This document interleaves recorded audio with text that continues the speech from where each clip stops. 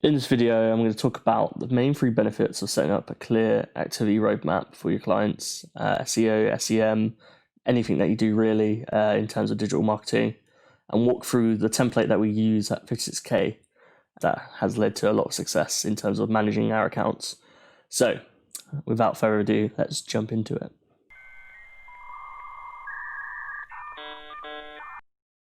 Here is just a quick preview of what the roadmap template looks like. I just filled out some dummy text here, but essentially what you can see is a Gantt chart, and you can change the status from completed to planned to in progress, feedback, and on hold. And once you do that, the color of the bars change accordingly. Also, you can change the deadline to later, and the bars will automatically populate.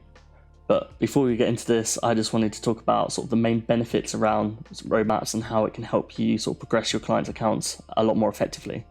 So we'll jump into that now. The first benefit is transparency between yourself and the client. There's lots of benefits to this. So the client can see where you're going to spend the budget and how long tasks will take. They also have a clear understanding of when the piece of work will be delivered according to the roadmap. You can also update the status of the tasks accordingly. So if there's any delays or if something's been complete, you can mark it off as complete, or if anything's on waiting feedback. So it's super useful to have that open dialogue with the client. And it also gives a clear view to new starters on both the client side, but also internally on the tasks that have been completed previously. So it's a nice historical log in a clear, easy to view format of what's been done. The second benefit is accountability. Having a roadmap in place across all of your clients will give you a weekly schedule for yourself and ensure hours are being used correctly across the accounts, which gives you reassurance and the client reassurance and management reassurance that all the accounts are being properly managed. This is also great if you have a weekly or bi-weekly call with the client, so you can give it a status update on the tasks in hand. You can also include this into quarterly meetings with the clients to show them a preview of upcoming work easily and explain the strategy behind this. And over time, this builds up trust between yourself and the client that whatever is going to get put into this roadmap is going to get done, no questions asked. Then the final benefit I want to talk about is opportunity. There may be times you're dealing with multiple clients asking for a lot of different activity, but it doesn't fit within the hours on the account. So this is when you can refer back to the plan that you have in place and say either we have to move some of the tasks to later on to accommodate for these new tasks that have popped up, or then you can have discussions saying actually both of these tasks are quite important, maybe we could upsell in terms of getting extra hours to complete this task on top of the existing roadmap. So it kind of gives the client appreciation of your time in terms of like what you've got going on, and they kind of understand the priorities that you've put in place previously, so you're not being messed around with clients, moving things here and there constantly.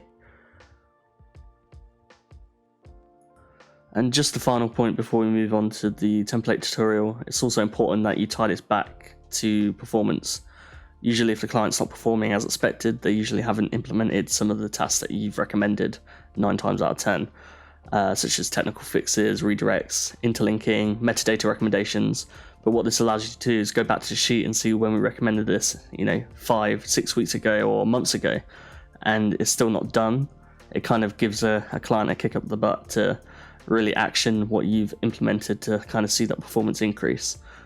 So I definitely recommend referring back to this when performance isn't going your way, and also the opposite, if performance is going well, you can clearly see all of the activity that we've done, which has helped drive that performance.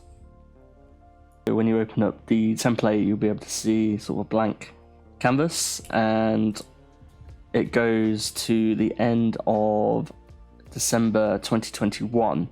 So it'll be a while before we need to update this again, which is positive. And what you can do when it gets throughout the months, you can just hide the columns quite easily if you hide there, and that will keep make sure that you're on the week that you're looking at in terms of visibility, and then you can unhide it when you want to view the past row, and you can also hide the rows as well. You can change the logo. So if you go to insert and then image and then image in cell, you can just upload your image or by URL, and then that will replace that dummy logo template there for the client logo that you're putting in place. And then in terms of just filling it out, it's fairly simple. You just need to put the activity. So let's put in like a technical audit here. Estimated time would be, 24 hours, let's just say. And then you could say, planned. And then we start the date from October 1st, and we're planning to finish it by the end of October. And then it auto populates the bars here. And then what we can go is move over to sort of an example what I've filled out before, and you can see like the different tasks and status changes the colors based on how far through the project you are. So overall, this is really useful to have. Another thing you can do as well is filter. So for example, if you have things in the wrong order, you can change the IDs so they go in the right order, and then you can highlight everything, go down and filter, and then you can just sort out the IDs from A to Z to reorganize rather than making new rows and copy and pasting. It's just a lot simpler to change the order of them rather than spending too much time playing around with it. One last point is just you can link to external pieces of information.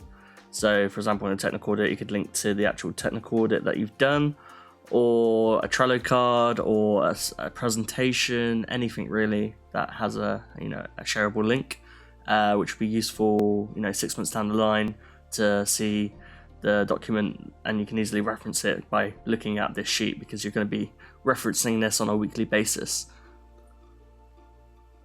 So yeah, that's my thoughts on roadmaps and how it can help support your client accounts. If you have any questions, just let me know in the comments below, and you can download the template in the description. So yeah, I look forward to seeing you soon with some more videos.